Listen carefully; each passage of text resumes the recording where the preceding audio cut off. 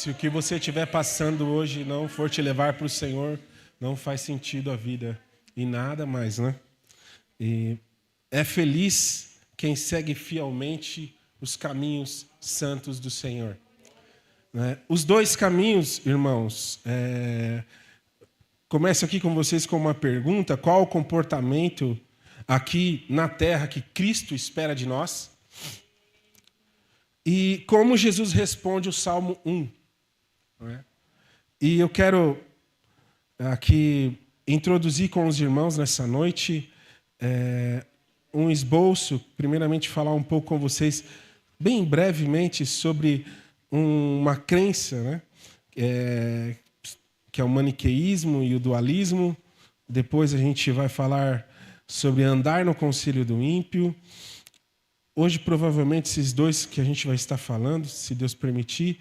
Depois, se deter no caminho dos pecadores, se assentar na mesa dos zombadores. Acho que esse salmo ele é muito importante a gente entender como cristão, como crente, e poder compartilhar essa palavra aos santos do Senhor, para a edificação da igreja, para mim é um privilégio. E começando aqui, irmãos, eu não sei se você já ouviu falar dessa crença. Ela surgiu no século III depois de Jesus. O maniqueísmo, né, na região da Pérsia. O homem que começou essa seita, essa crença, que depois foi perseguida pela igreja e por heresia e quase foi extinta, ela trazia um pensamento dualista, né? E Mani, o autor, né, dessa crença, ele ensinava que a criação, o mundo, o cosmo, ele é composto por duas energias, a má e a boa. O mundo é constituído pelo mal e pelo bem, e eles lutam diariamente. Ele acredita, ele ensinava que a matéria em si é má, mas a alma e o espírito é bom. Então, ele está dizendo que o seu corpo não tem jeito, você é mal mesmo e acabou. Não tem salvação para você. Acabou, irmãos. Essa é a ideia dele. E isso quase foi extinto, esse pensamento, né? Mas hoje nós temos aí muitas coisas, até mesmo dentro da igreja, pessoas que acreditam um pouco nessa ideia, né? Na história da igreja, Santo Agostinho, ele era dessa crença, né? Ele foi um homem que seguiu esses pensamentos maniqueístas, né? Mas se converteu depois, graças a Deus. Nessa dualidade de bem e mal, apresentada por Mani, vemos a incoerência diante da revelação bíblica, onde Deus criou o cosmo, sendo ele santo e isento de mal, e um feroz adversário de quem decide viver na maldade. O que a Bíblia diz sobre a integridade de Deus? O que a Bíblia diz sobre a integridade de Deus? Nós temos aqui um modo de se pensar, né, que está aí no mundo, que desenvolveu outras crenças, outras seitas, que o homem é mau, a matéria é má e o caminho da matéria não tem jeito. E só a alma que é boa, né? Não tem como ser salvo. Mas só que, se nós formos pensar assim, nós temos que rasgar a Bíblia. Né? Porque a verdade é, se você abrir a sua Bíblia, por gentileza, em 1 João, capítulo 1, versículo 5, João vai expressar a integridade de Deus, o que Deus é. Não é? E ele vai dizer assim no versículo 5, e esta é a mensagem que dele ouvimos, e vos anunciamos, que Deus é luz, e não há nele trevas nenhuma. Versículo 6, se dissermos que temos comunhão com ele e andamos em trevas, mentimos e não praticamos a verdade. Mas, se andarmos na luz, como ele na luz está, temos comunhão uns com os outros, e o sangue de Jesus Cristo, seu Filho, nos purifica de todo pecado. Então, toda a matéria contaminada pelo pecado Pelo sangue de Jesus Cristo, ela será purificada, ela é purificada. Né? Abastou só um sacrifício, uma oferta derramada. Deus resolveu o problema da humanidade. E aqui João está dizendo, deixando muito claro que não existe trevas em Deus. Não existe mal em Deus. O mal não é uma criação de Deus. Deus é luz, ponto. Nele não há trevas nenhuma. Aí, né, o mundo, as pessoas, mas por que tanto mal? Por que tanto mal? Se há o mal, nós vamos ver aqui, não foi de Deus que nasceu. Amém, irmãos? Andar na luz ou nas trevas é uma metáfora que ilustra o interior da mente do homem. Se ele anda na luz, o seu interior é compatível com o caráter de Deus. Você vê Deus. Não sei se você já teve a alegria de um dia entrar num ambiente, as pessoas te olhar e alguém encostar em você e dizer: você é crente?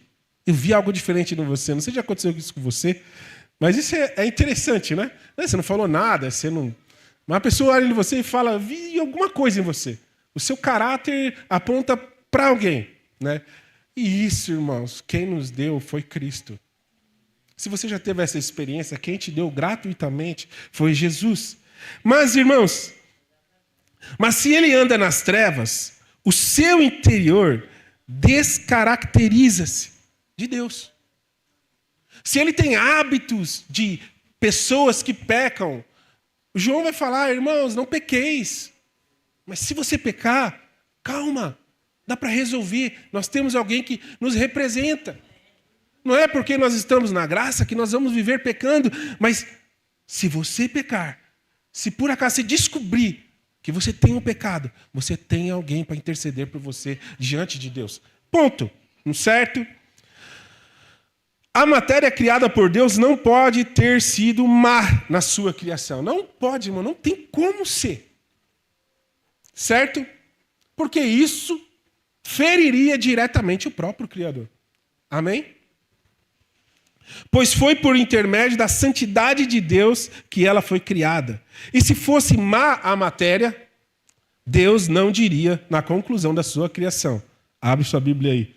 Gênesis 1, versículo 31.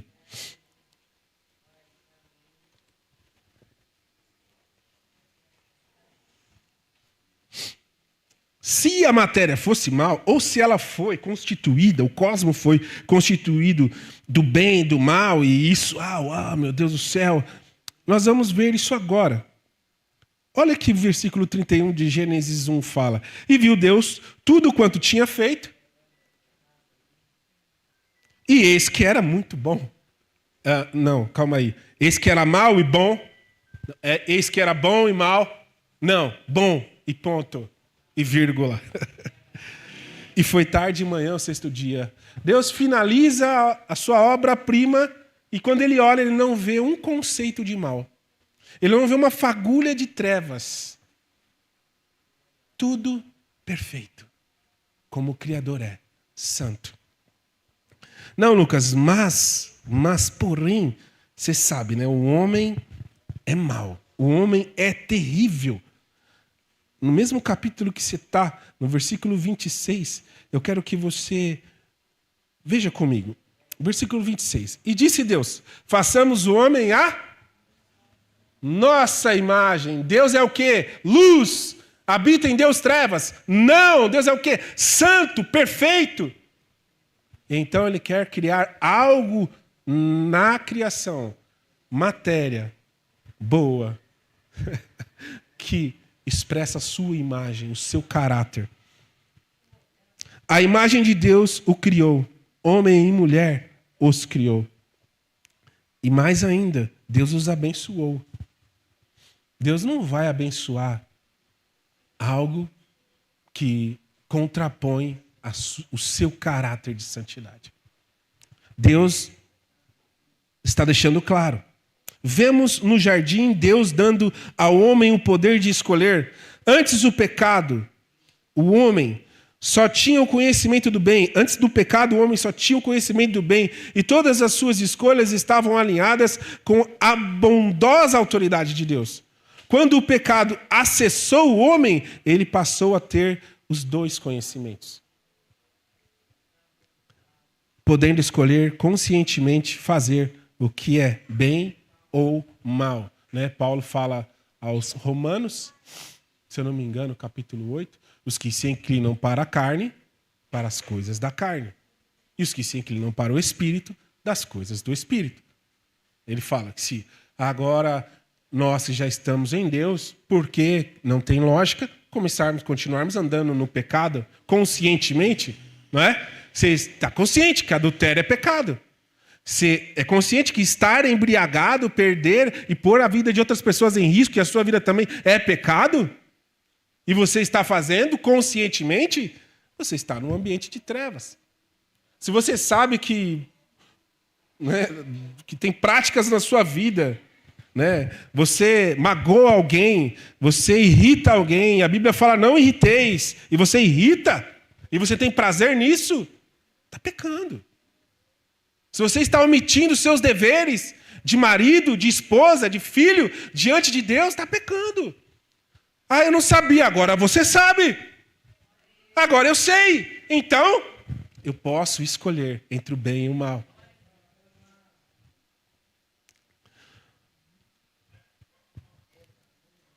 Gênesis 2, só virar aí, o próximo capítulo, versículo 16.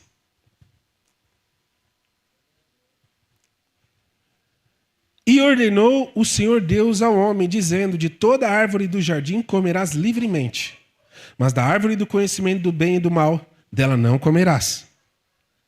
Porque no dia em que dela comeres, certamente morrerás. Irmãos, isso é muito importante a gente observar com cuidado, com calma, o que a Bíblia está nos apresentando. Porque aqui não há pecado nenhum. Deus cria um homem em perfeita santidade, conforme a sua imagem, mas Deus coloca duas árvores.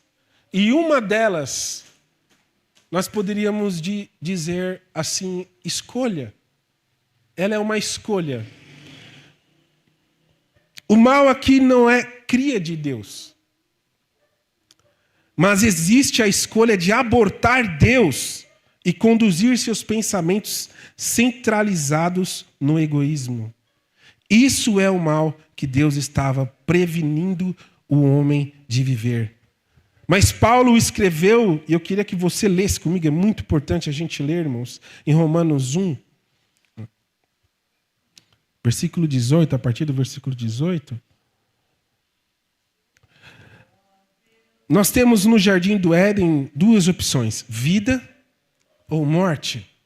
Deus deixou claro, no dia que você comer desse fruto, você vai abortar-me. Você vai te tirar de mim. Porque eu sou vida, você vai escolher a morte. Você vai escolher. Não é ninguém. O diabo pode vir te conduzir e falar, mas a escolha é sua. Tu és livre para escolher. Né? E aí nós vamos ver aqui o que Paulo fala aos Romanos, isso é muito importante. Versículo 18. Portanto, a ira de Deus é revelada nos céus contra toda a impiedade e injustiça dos homens que suprime a verdade pela injustiça humana. Pois o que de Deus se pode conhecer é evidente entre eles. Deus deixou muito claro para todos nós. Porque o próprio Deus lhes manifestou. Pois desde a criação do mundo, os atributos invisíveis de Deus, seu eterno poder e sua grandeza divina têm sido observados claramente, podendo ser compreendidos por intermédio de tudo que foi criado. De maneira que tais pessoas são indesculpáveis. Porquanto, mesmo havendo conhecido a Deus, não glorificaram como Deus, nem lhe renderam graças. Ao contrário, seus tais pensamentos passaram a ser levianos, imprudentes, e o coração insensato deles tornou-se em trevas. E proclamando-se a si mesmos a abortação de Deus na vida deles. E proclamando-se a si mesmo como sábios, perderam completamente o bom senso. E trocaram a glória do Deus imortal. Então aqui o homem é a imagem e semelhança de Deus. O homem pegou e falou: Deus, eu não quero a sua imagem, agora eu quero uma performance minha em mim mesmo.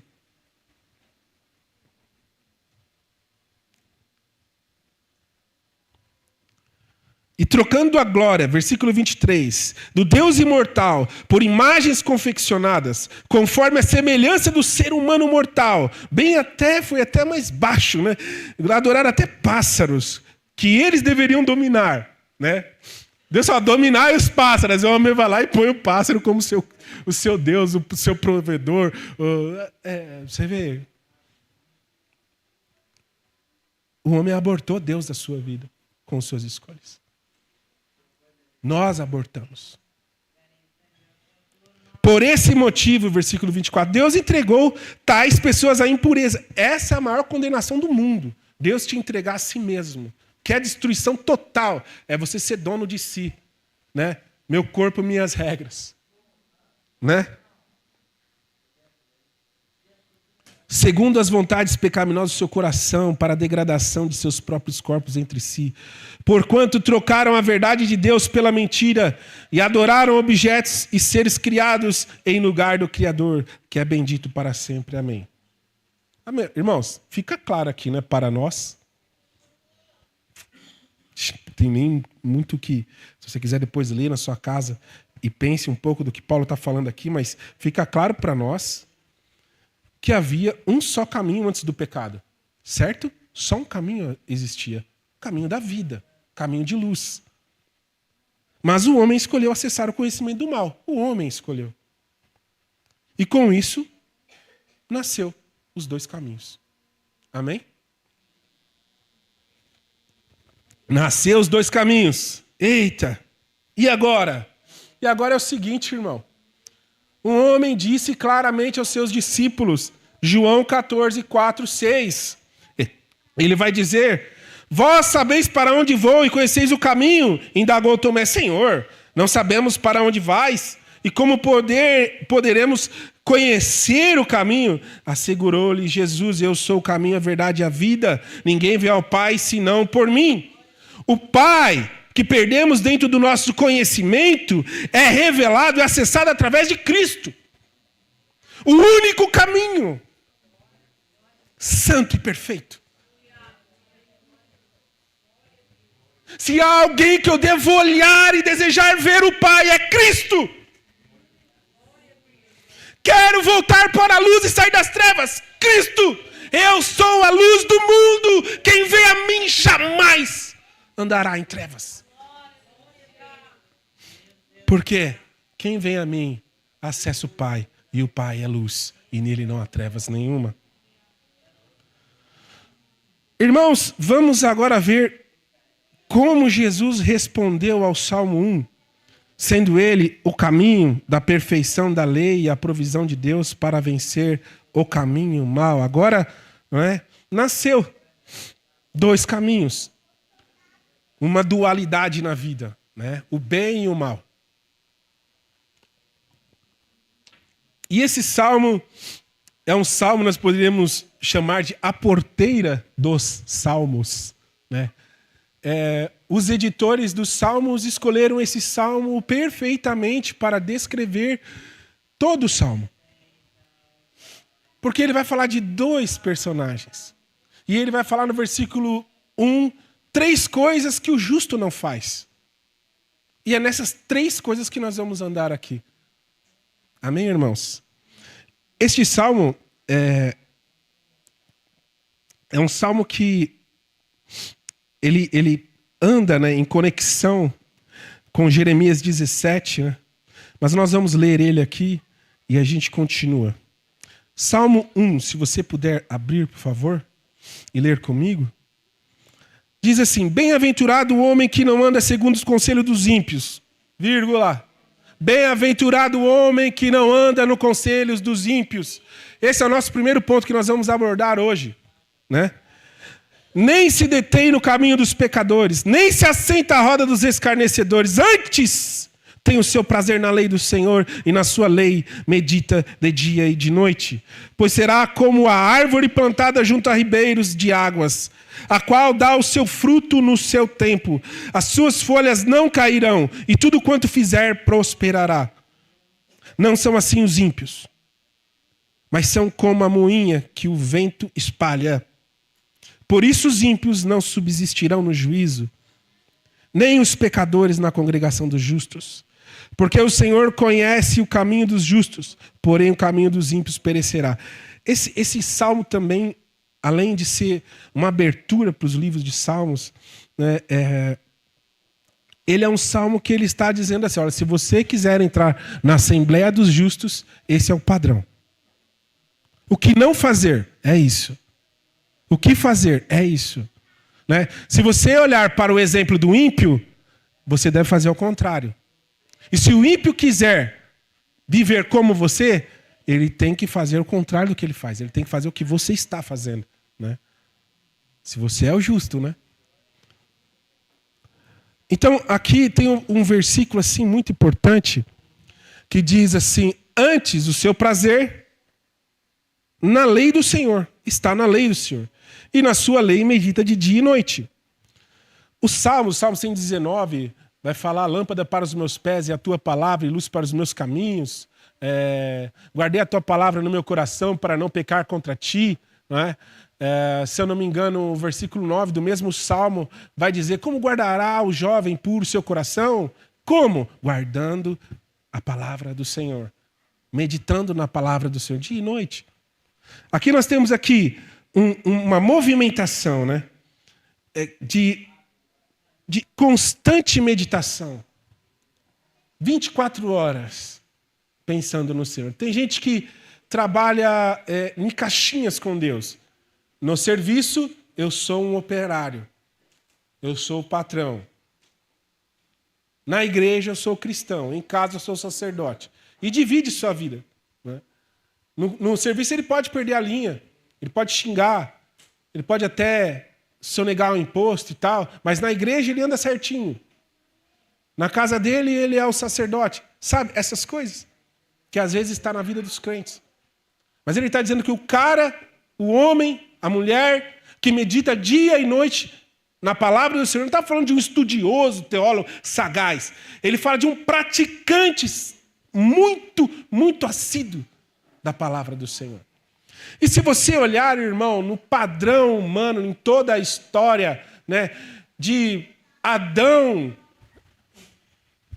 até Jesus poder bradar naquela cruz e assim completar a grande obra, não houve um homem tão perfeito, um homem assertivo, um homem perfeito. Só um só. E ele foi sacrificado numa cruz. Se você puder, irmão, abre sua Bíblia aí em Jeremias 17, para você ver aqui junto comigo, e a gente vai fazer uma ligação aqui a respeito do ímpio, junto com Jeremias 17:5.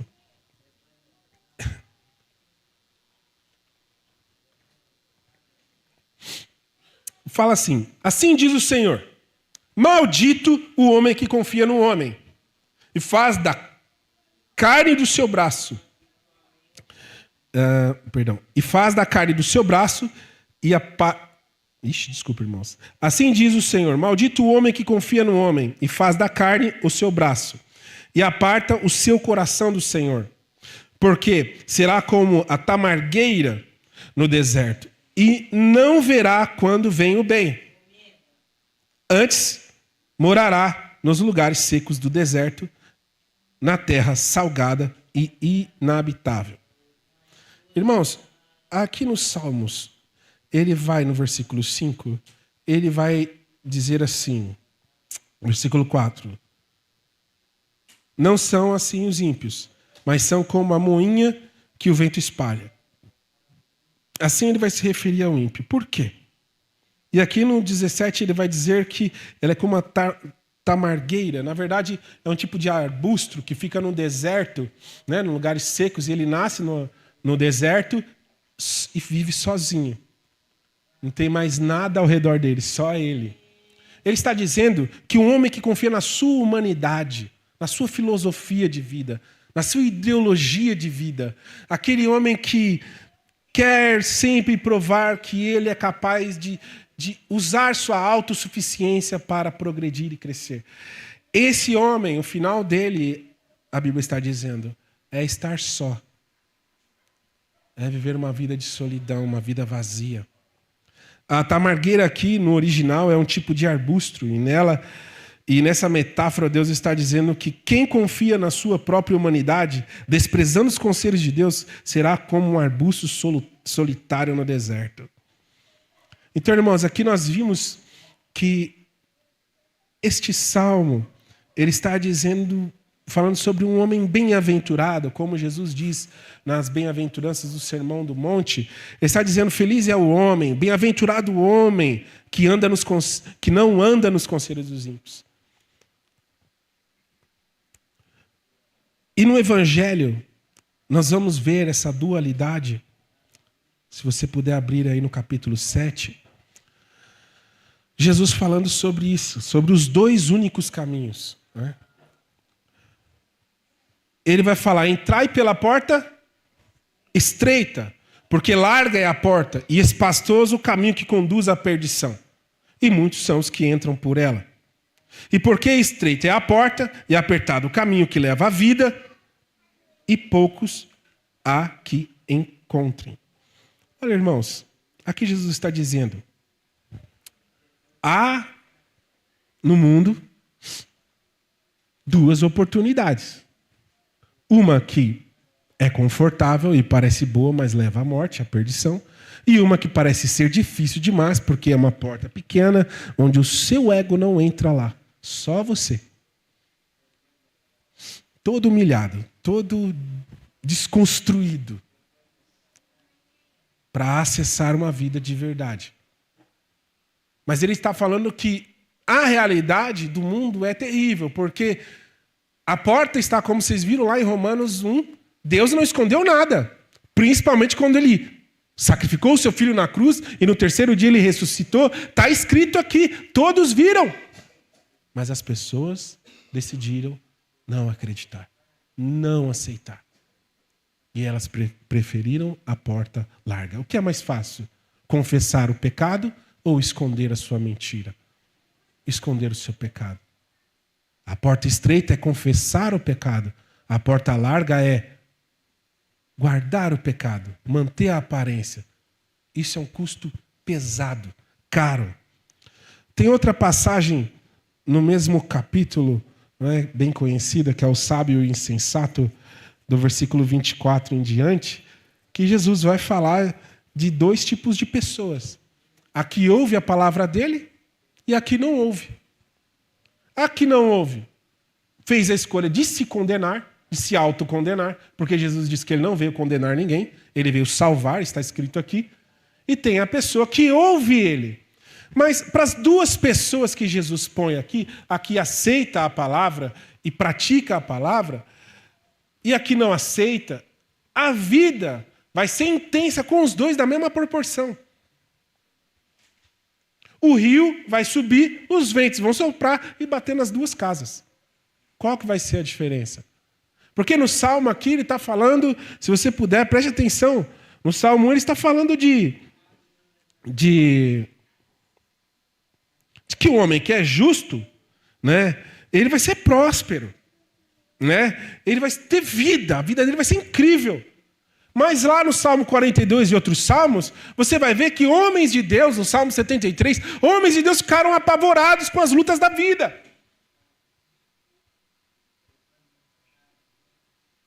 Porque está abatida a minha alma? Porque se perturba dentro de mim? Espera em Deus. O que o cara que ouve a palavra tem que o outro não tem? Esperança! Fé que tem um Deus que prova tudo. Então isso é ter vida. Agora quem não tem, o cético, O cético em si mesmo, ele pode atravessar um deserto e acreditar na sua própria força. Mas quando o deserto começar a esmagá-lo e desidratá-lo e moê-lo, sem fé, ele vai morrer.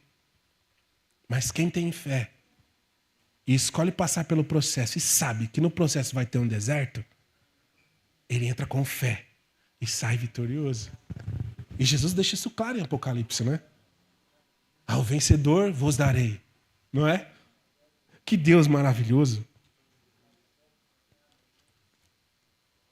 A dualidade bíblica expõe dois caminhos que são conscientes no conhecimento que temos sobre o bem e o mal. Você é consciente. Eu sou consciente. Certo? Quando eu abri a tela do meu computador, ou da televisão, ou do celular para ver imoralidade sexual, eu abri. Não foi o diabo. Quando eu menti, quando eu roubei, foi eu. Sabe? Foi eu, acabou. Aí eu vou querer barganhar com Deus? Ele, como o Salmo diz, né? Por onde que eu for, ele vai saber. Agora, irmãos, olha, conscientes do conhecimento que temos sobre o bem e o mal, as duas árvores do Éden e a escolha de Caim. Você lembra da escolha de Caim? Capítulo 4. Todos nós chegamos num momento crucial desse da vida um dia, de ter que fazer uma escolha difícil. E Deus vai dizer, se você quiser, abre aí, é importante, é bom. Que talvez você passou um dia o olho aí e não percebeu, e agora você vai perceber como Deus é bom. A bondade de Deus, mesmo depois da queda dos homens, ela estava sendo expressada aos homens. A graça, a misericórdia, a justiça dele já estava escancarada. Olha aqui, Caim, enfurecido, doido para fazer uma maldade, doido para destruir a humanidade com ele mesmo. Porque ele, no seu egocentrismo, foi ferido. Porque ele foi rebaixado. Porque o outro venceu e ele perdeu. Porque o outro foi honrado e ele não foi. Ah, que raiva, mas eu sou bom. Eu também faço certo. E porque ele ganhou e eu não ganhei? Aí vem Deus no nosso ouvidinho e fala assim, versículo 7. Se bem fizeres, não é certo que serás aceito? E se não fizer bem, o pecado jaz à porta. O pecado é o mal. E sobre ti será o desejo. Vai nascer um desejo, uma vontade. E o que você tem que fazer com ela? Mas sobre eles deves você dominar. O que ele está falando? Você tem poder para dizer não para o pecado. Ah, mas eu sou um coitadinho. Dá para falar não. Dá para escolher o caminho da luz. Mesmo tendo desejo, mesmo nascendo desejo, mesmo sendo tentado, mesmo, meu Deus, mas parece ser bom, o fruto é agradável, tem uma aparência comestível maravilhosa, que se eu pegar e só dar uma mordidinha para saber que sabor tem, e pai, mordeu e... Buf. Nasceu os dois caminhos. Infelizmente. E a morte acessou a matéria. A morte acessou o homem. Irmãos, o que é andar no conselho do ímpio? Né? O que é andar no conselho do ímpio? Em Gálatas 5,16, o pastor até citou no final de semana esse versículo, vai dizer, digo, porém, andai em espírito. Ponto. Certo? Respira e não cumprireis as concupiscências da carne. Ele está falando, quem anda no espírito não tem tempo para fazer coisas carnais. A sua mente está totalmente absorvida pelas coisas do Espírito. Olha, irmãos. Romanos 13, versículo 13 ao 14. Ele vai dizer, andemos honestamente. Como de dia. Não em glutonarias, nem em bebedeiras, nem em desonestidades, nem em dissoluções, nem em contendas e invejas, mas revesti-vos. A escolha é minha de me revestir ou não. do Senhor Jesus Cristo, e não tenhais cuidado de andar em suas concupiscências da carne. Essa palavra, esse verbo andar, né, o andar dignamente, que Paulo está falando aqui em Romanos 13, é melhor compreendido quando contrastamos com o andar indigno de quem vive em orgias e bebedices, imoralidades e dissoluções, contendas e ciúmes. A ideia, quando a Bíblia usa a palavra andar, assentar, caminhar, isso são metáforas, né, de usar movimentos do humano para dar uma explicação e uma clareza no nosso entendimento. Mas o que ele está falando aqui não é andar com a perna literalmente, é um andar de dentro para fora. É o que está sendo cultivado aqui, ó, na mente. E ele vai dizer, a ideia de progressão espiritual também é retratada pelo ato de andar. Promete Jesus àqueles que não se macularem, não acompanhando o exemplo de outros, os quais abandonaram a integridade cristã, que andarão de branco junto comigo, Jesus disse, pois são dignos. No céu não haverá estagnação, mas a progressão espiritual será perene. O que isso está querendo dizer?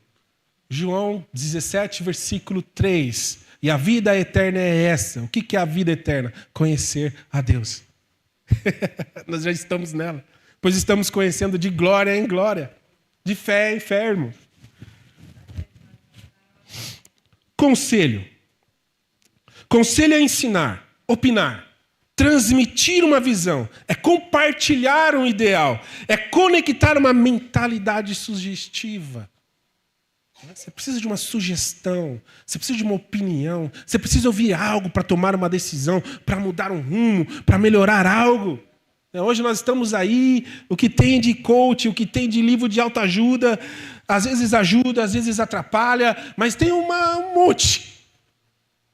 E quando a coisa aperta, nós ficamos carentes, vamos lá e colocamos 300 mensagens para ouvir de vários assuntos. E vai, rios e rios e rios e rios. Ah, só quero ouvir coisa de vitória, hoje vitória, vitória, vitória, vitória.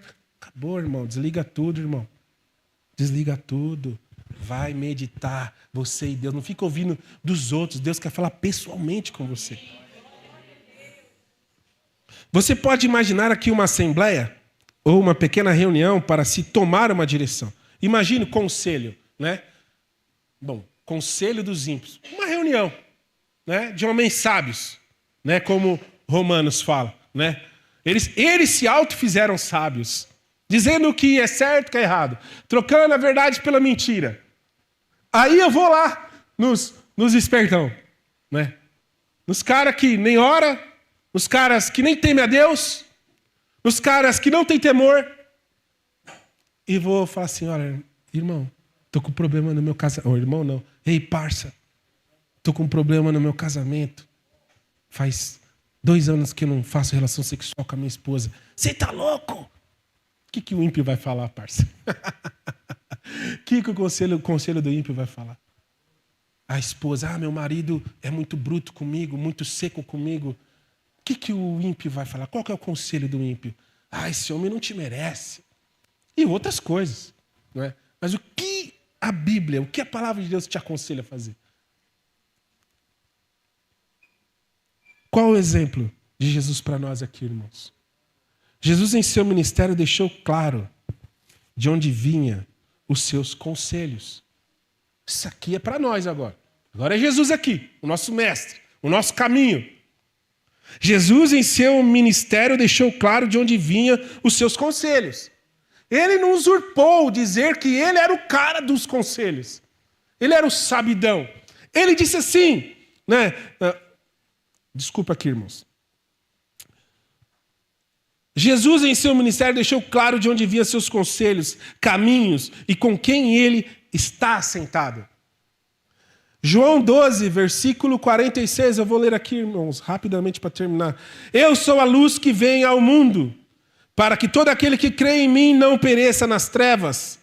E se alguém ouvir as minhas palavras e não crer, eu não julgo, porque eu Porque eu vim, não para julgar o mundo, mas para salvar o mundo. Quem me rejeita a mim e não recebe as minhas palavras, já tem quem o julgue. A palavra que eu tenho pregado, essa o há de julgar no último dia. Que palavra é essa?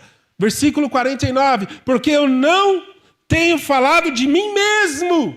Jesus não é orgulhoso aqui, irmãos. Mas o Pai que me enviou, Ele me deu um mandamento sobre o que hei de dizer e sobre o que hei de falar.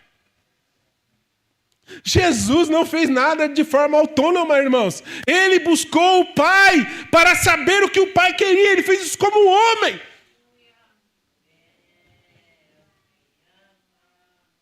Aqui, irmãos, entenda. Jesus se desfez da onipresença dele.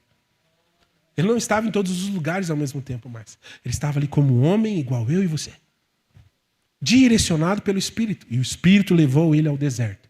Guiado pelo Espírito. Certo, irmão? João 17, versículo 5. E agora, glorifica-me tu, ó Pai, junto de ti mesmo, com aquela glória que tinha contigo antes que o mundo existisse. Antes de qualquer coisa, Jesus estava alinhado com o Pai. Antes do cosmo virar cosmo. João 17, versículo 7. Agora já tem conhecido que tudo quanto me deste provém de ti. Olha isso aqui, irmão. Porque lhes dei as palavras que tu me deste. Ele não usurpou dizer minhas palavras. Ele deu a glória toda para o Pai. E eles a receberam e têm verdadeiramente conhecido que saí de ti e creram que me enviaste e todas as minhas coisas são tuas e as tuas coisas são minhas e neles sou glorificado. Marcos 16, versículo 19. Ora, o Senhor, depois de lhes ter falado, foi recebido no céu e assentou-se à direita do Pai. Mas, irmãos, Jesus recebeu muitos conselhos. Ele buscava ao Pai os conselhos. Ele procurava se assentar aqui. Essa dinâmica que a Bíblia está. Ela está falando de se posicionar em um lugar. Você está parar ali num lugar. E aquele lugar ser o seu lugar de influência, de examinar, de extrair, de receber. Mas Jesus recebeu muitos conselhos enquanto andava como homem entre nós. E muitos dos conselhos que se apresentou a Jesus foi o próprio príncipe deste mundo. O primeiro conselho que nós vamos ver na Bíblia que Jesus recebeu foi de Satanás. Que a gente vai ver aqui, né? Satanás não hesitou em conectar a sua mensagem ímpia de forma sugestiva ao Senhor Jesus. Isso está em Lucas 4. Olha, sua situação está difícil, Jesus. 40 dias no deserto. Poxa. Entendo, né? Você como filho de Deus, né? Se você é, né? Eu não sei. Acho que você é. Mas a gente não tem tanta prova assim, né? Por que você não pega essas pedras e transforma em pão? Isso mudaria tudo, irmãos. Parece ser bom. Porque ele estava com fome. Ele teve fome. E a ideia não é ruim para quem está na miséria. Seria outro já, opa, pode crer, pão. Mas Jesus falou, não, só de pão viverá o homem. Sabe o que ele está dizendo aqui, irmãos? Isso é lindo, o que Jesus está dizendo aqui. Ele está dizendo, eu quero me fazer dependente do meu Pai. Porque nem só de pão viverá o homem, mas de toda palavra que procede da boca do Pai, esse viverá o homem. Eu escolhi depender do Pai e não quero me autossustentar, me autopromover, me autoconstruir como a Torre de Babel. Vamos construir uma grande torre. Tudo que Nirod queria era poder, era controlar a massa, fazer todos trabalharem para ele. E olha aqui, irmãos, para a gente terminar. Nós temos a tentação no deserto. Eu vou pular aqui, irmãos, mas se você quiser depois ver, você pode ver o conselho de Satanás. Pedro no conselho de Satanás. Né? Pedro se conectou com a mentalidade sugestiva do maligno quando veio aconselhar Jesus sobre a decisão de morrer. E o seu plano de redenção, irmãos, é um estralo, você está desconectado, mano. Por isso, de dia e noite, meditando no Senhor. Porque um vacilo, uma vontadinha carnal ali, você desanda. Por isso, temor ao Senhor, 24 horas. Pedro vacilou e Jesus falou, aparta de mim, Satanás. Porque você não pensa nas coisas do céu, mas da terra. Você está ligado no que é terreno. Eu não estou ligado no que é terreno. Estou ligado nas coisas do céu, do meu Pai. E Pedro ficou desconcertado.